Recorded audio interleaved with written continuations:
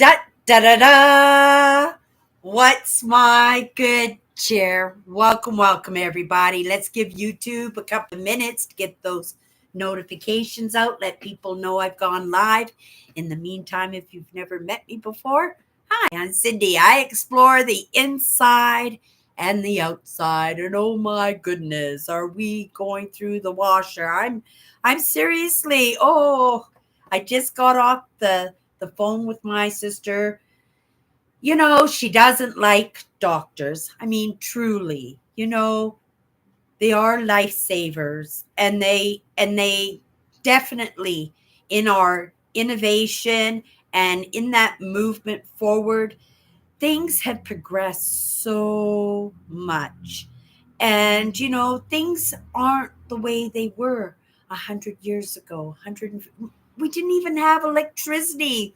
We didn't have, well, maybe we had some running water if you were well to do, but cars and trains and electricity, like just the electricity, like we have moved so fast. And we have recent memories of, well, the health issues of our parents or our grandparents. And if they're past, we have that imprint on us. And when we grow up to find that we're maybe possibly having genetically some of those same issues, that we become a little bit hyper vigilant in protecting ourselves, right?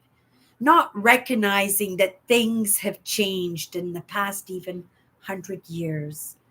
My dad had congenital heart disease. He had it since he was, I guess, in his late teens. They found it. They didn't even give him 5 years to live. They never even thought it would be possible for him to get married and have children, have a job, a career, right? And yes, my father did not live to be a ripe old age, but he lived 27 years longer, right, than what the doctors had said that he was going to live. And he took matters into his own hands. He took those decisions. Doctors, my dad going to a doctor's office for a checkup or a new article that he heard in the news that he was going to go in and see if he was a candidate for, that my dad took his health into his own hands, even in the way he ate. My dad was very big on vitamins and minerals. It's why, I'm looking on my desk to find a jar of vitamins because I just took a multivitamin. I started on vitamins very, very young, but that was only because my father was keeping me company on that, because in his own taking matters into his own hands, he studied what vitamins, what minerals, and was he perfect? No, my dad was a 2-pack a day smoker, right? But he did the best that he could, and even in that, he extended his life by 25 years at least. 25 years at least. My own family, we got some of these same traits running through the family, right? It runs in the families. It's our environment. It's the way we're brought up. Remember, 2 packs a day smoking, right? That's not good on the heart. But sometimes we'll find ourselves in the next generation finding we're struggling with the same issues. And because we still have the imprint, we still have the memories of how it went for, well, even my own father. He only got to live to be 47 years old. I'm grateful all my sisters are at least well into their 50s, right? So we're doing much better in this generation than the generation before. And a lot of those traits, I only have 2 sisters. Oh no, I have all three of my sisters. So I don't smoke anymore. I quit. I quit smoking. It didn't have to be that way for me. And maybe that's why I made it well into my 60s. I don't even so much as take aspirin, right? I never get headaches. I don't think I've ever had a headache in my entire life. And though I would say, you're getting on my nerves, you're getting on my headache, or you're giving me a headache, but that would just be that, right? You're getting on my nerves. Get away from me, right? I've had enough of you. But truly, to understand what a headache, what a migraine headache, or what even a mild headache feels like, I don't have that, right? When I look at those physical issues, I look at those pins and needles I get at night when I've worked too hard on the weekend and I haven't drunk enough water, or those Charlie horses that I get because I haven't drunk enough water, or a pair of shoes that I've gotten that were one size too small and I can't even wear them because all I can think about is that big toe throbbing inside of them, right? And this is what I have to do in order to put myself in other people's shoes so that I can appreciate pain, appreciate ailments, right? I am grateful for my good health. I'm going to put it out there today. Grateful for my good health because it is true. I'm so grateful for my good health because in my family, right, we are full of issues. We have the heart disease. We have heart failure. We have diabetes and hardening of the arteries, right? Um, uh, we have, I guess, mental health issues. If you really want to get technical and go back into the families that came before us, like these are things that in my family we have always struggled with, right? But each generation gets better and better and better. And I would not want for anyone in my family to say no to an opportunity for a procedure or a new medication. You know, even my mother was in those trials. And even before my mother had 12 different types of rheumatoid arthritis, we'll throw that in there too, right? You know, so, but my mother's, by the time she was, say, 30, 35 years old when she got diagnosed, her hands were clenched. In order to have a cup of coffee, she would hold her cup of coffee like this because she couldn't even open up her fingers. My mother would join the trials as long as you wouldn't get her into the hospital. She didn't like hospitals. She didn't want to see doctors and surgeons. We got her in to get her knees replaced. That was the one time we got her into a hospital for a procedure. They wanted to do her wrist. They wanted to do her ankles. Yeah, we said do both knees at the same time because you're never going to get her in there again. And we never were able to get her in there again. But those trials, those medicines, that miracle, she never stopped looking. But there were limits to what she would bend towards in looking for solutions for her issues. But she did get herself on a trial for some pills a couple of years before she passed away. And these pills were actually a miracle. These pills also might have been the reason for her getting those issues that made it so it's right her days and her by her own choices not looking for solutions in that she made a decision in that. But one good decision she made because she did try a trial out was that in her 70s, and like I said, she was 35 years old and her hands were clenched in a fist, right? That her fingers, and she was so proud every time we went to visit her or on the birthdays or something when we would get together. She'd go, look at my hands, look at my hands. And every time we go over to her house, she was able to open up her fingers a little bit more, right? Innovation made that possible. Her hands, and if you know arthritis, her fingers were locked, like they were calcified and locked in place. And yet, for my own eyes, I saw her open up her fingers. And she, right, she wasn't doing it really fast, but she go, watch, look at what I could do. Look at what I could do, right? Things are always changing in our life, and right, we get to have some choices. I've had these conversations. There are choices that I've made in my life, right? To give my 2 weeks notice and to be unemployed for a little while. I made that choice. This is my last week in that job that puts the roof over my head, right? I am no longer in the state of dangling heights. I am falling, and how I fall, I don't know, right? But I'm making some choices in that.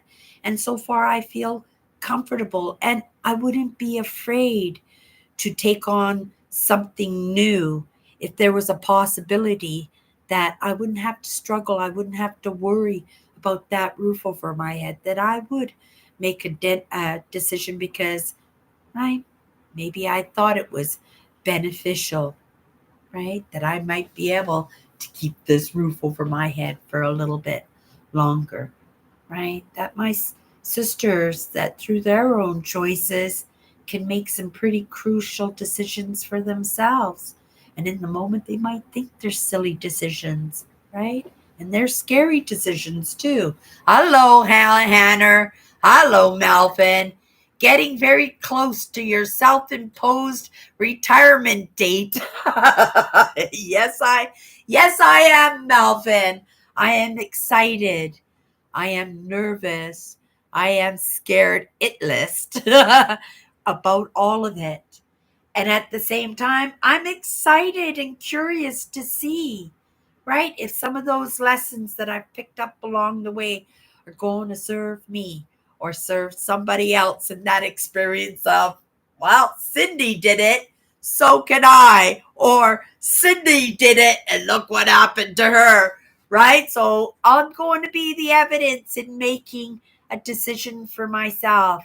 I had to make that decision in the state that I was in the position that I was in. There wasn't another decision. If I was putting my faith and my belief in those beliefs, right? In those lessons that I've been taking in, if I didn't think, right, there could have been other solutions to that. But in the end, there's only one, right? That I am looking out for my own well being. And I get to decide, right, what comes into my life and what stays on the outskirts of it, right? It was a great run. It was a great job. And I still have 2 more days there. And I'm sure they're going to be amazing, but they're going to be what they're going to be. And I'm going to ride those waves in the moment. And I'm back to work tomorrow. So today I just put on a extra pair of pants, and because it hit zero. I didn't think it was going to hit zero today, but it hit zero today. And I'm going to spend a little bit of time outside. I spent quite a bit of time inside on this set of days off because I want to feel like I've got a little bit of head start going into a new experience, which it will be come come Saturday morning when I usually wake up to go to that job that puts the roof over my head. And I shouldn't just call it that job that puts the roof over my head, because it was so much more. It was a place I practiced my craft. It was a place that I was able, in not practicing being social, because I truly was being social, right? In practicing my craft and taking in those lessons, right? It became a very important part of my social life, because I knew when my work week was over, that social, for the most part, that social part of my life was over too, because then I was focusing on myself. I was focusing on my brand. I was focusing on the lessons, and I didn't have to feel bad because I was social all week, right?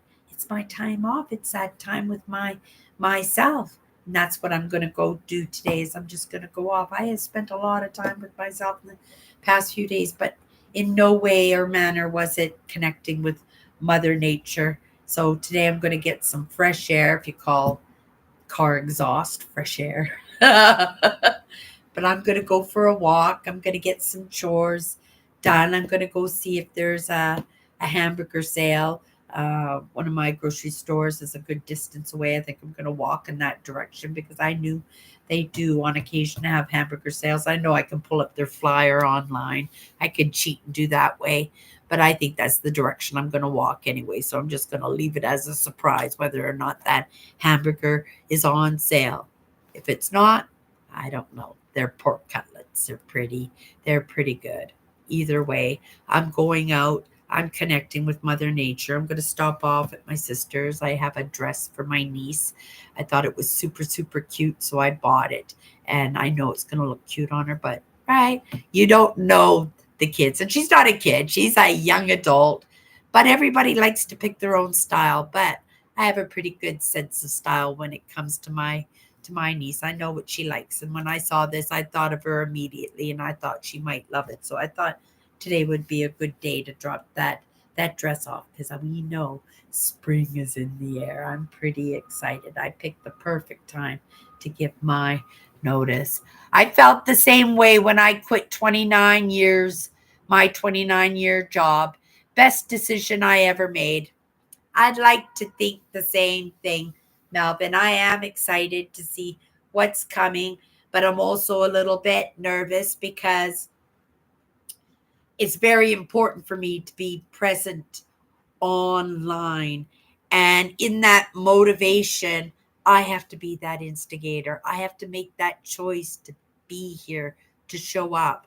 I'm glad that I did it now because Hannah and Melvin both came in and popped in rather than, right, my usual 11 o'clock at night because I'm procrastinating. Something good has just come online and I've got to watch the end of it. Oh my goodness, I watched a good one. He's one of my favorites. I don't know if you guys love history, but there's a gentleman I watch. It's Stephen Milo, and he is so interesting. I think he's super cool, and the conversations and the topics he likes to study is right up my alley, and it's his brand, right? And he sticks specifically. He talks a lot about Neanderthals, but all the different humans that were occupying space. And I get to learn so much from somebody who actually has a passion, not just an expert in one field of archaeology, specifically humans, right? Human history, but somebody who is diverse in their interest and their curiosity and where it takes them when it comes to human evolution and I've learned lots from him. And recently, I don't know if you guys know that we are not just, when they show that picture of the monkey and they're in different stages and in different heights, that actually parallel to each one of them, there may have been 3 or 4 other humanoids, right, going on at the same time. But because we know the Neanderthal, right, that we know the Homo sapien and modern man, and right, Homo erectus and all those other ones with the great big long names. That if you mention them, I know which ones they are, but to say them myself, yeah, they're tongue twisters. Okay, you guys, I'm going off. I'm going to spend a little time in Mother Nature. I'm going to go walk to the mall to see if there's a sale on hamburger. Then I'm going to go walk to no, I'm going to walk and get a cup of coffee. I'm just going to leave the afternoon open, but I'm going to go off for a few hours and enjoy my day, have a couple of sips of my coffee before I run out the door. I hope everybody has an amazing, amazing day out there. I'm sending all kinds of good cheers, sending it off to my sister in her decision making and in her well being, sending it to the rest of my sisters who are all in the mix, and to myself. I'm in the mix. And of course, to all of you guys, if you're in the mix and if you're not in the mix, take it anyway and put it to good use for a rainy day. Okay, you guys, have a great day, and I'll see you tomorrow.